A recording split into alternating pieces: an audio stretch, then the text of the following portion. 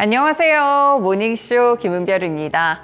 네, 간밤에 뉴욕 증시 다시 한번 올랐습니다. 사실상 소매 판매 지표는 지난달 기준으로 봤을 때 연말 소비 이후에 미국의 소비자들은 지갑을 닫는 그런 데이터들이 나왔는데요. 사실상 미국의 경제 흐름을 볼 수 있는 가장 중요한 지표 중 하나가 또 소비이기 때문에 소비가 둔화됐다는 점에서 약간의 좀 리스크가 있기도 했습니다. 하지만 시장에서는 이 부분이 경기 둔화, 그러니까 조기 금리 인하에 대한 기대감을 다시 한번 불러일으키는 그런 재료가 될 것이라고 좋은 해석을 주기도 했었는데요. 그래서 뉴욕 증시 상승하면서 다시 한번 방향성을 위쪽으로 꺾는 흐름이었습니다. 반면 국내 시장 보시면 난이도가 좀 있습니다. 이 장 초반에는 미국 시장과 커플링이 되더라도 이 장 후반쯤 간다면 약간씩 달라지는 그런 모습들을 보여주기도 하는데요. 다시 한번 이제 2월의 후반부로 가고 있는 지금 전략들을 점검하고 또 상반기에 어떤 수익을 낼 수 있을지 모닝쇼에서 선제적인 전략들 함께 가져가 보겠습니다. 먼저 간밤에 있었던 소식들 보시죠. 네, 첫 번째 소식입니다. 소매 판매 지표를 보셔야 될 것 같은데요. 미국의 소비 경기가 급격하게 악화된 것으로 이번에 관측이 됐습니다. 미국의 상무부에 따르면 1월에 미국의 소매 판매는 계절적인 조정 기준으로 봤을 때 전월 대비 0.8% 하락하는 흐름으로 함께 집계가 됐는데요. 이 시장에서는 전반적으로 예상 증감률이 마이너스 0.3% 정도였기 때문에 0.5%포인트 더 부진하게 데이터가 나왔다고 볼 수가 있겠습니다.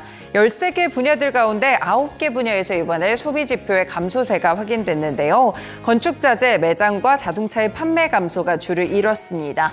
그리고 자동차를 제외한 소매 판매 역시나 0.6% 감소하게 되면서 예상치였던 0.2% 증가를 크게 밑도는 이번에 쇼크적인 그런 데이터가 좀 나왔다고 볼 수가 있겠는데요.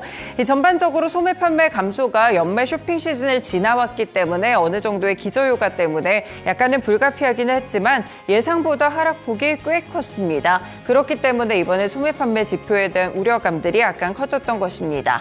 실제로 12월 달에 보시면 0.4% 증가하면서 굉장히 탄탄한 소비의 모습을 드러내기도 했었는데요. 예상보다 그 하락폭이 좀 컸다는 점에서 사실상 지난해 같은 시기와 거의 비슷한 데이터가 나왔다고 볼 수가 있겠습니다.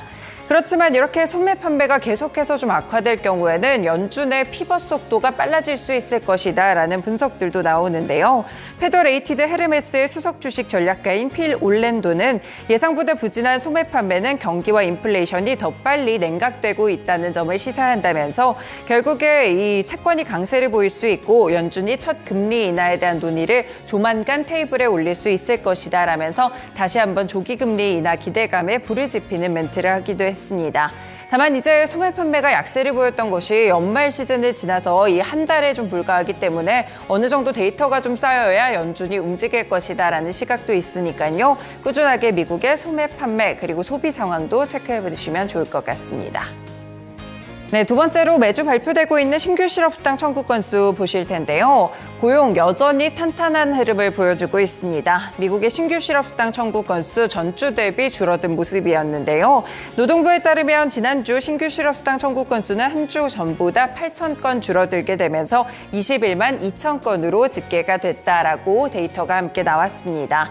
네, 일단 전문가의 예상치가 21만 9천 건이었는데 이를 약간 하회하는 수치가 나왔다고 보실 수가 있겠고요. 결국에는 지금 3개월 연속 줄어드는 데이터, 3주 연속 줄어드는 데이터가 나온다는 점을 볼 수가 있겠습니다.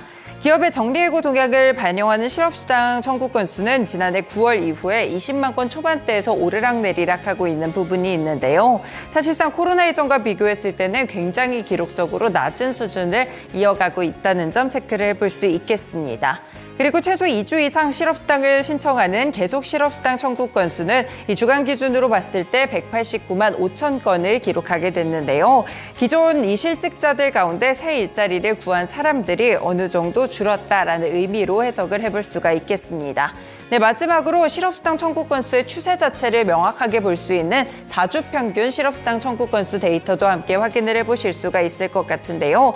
21만 8,500건 정도를 기록하게 되면서 5,750건이 증가했습니다. 한 주 전에는 500건 정도 늘어났었는데 그 증가폭 자체도 한 차례 더 뛰었다는 점, 계속 올라가고 있다는 점을 보셨을 때 한 주간의 데이터에서는 어느 정도 둔화되는 흐름이었지만 4주 평균으로 봤을 때는 또다시 상승하는 흐름들이 지금 고용지표에 대한 해석을 또 다르게 볼 수 있도록 하는 것 같습니다. 네, 마지막 소식 체크해 보겠습니다. 영국의 지난해 4분기 GDP를 보시면요, 직전 분기 대비 0.3% 감소한 것으로 알려지고 있습니다.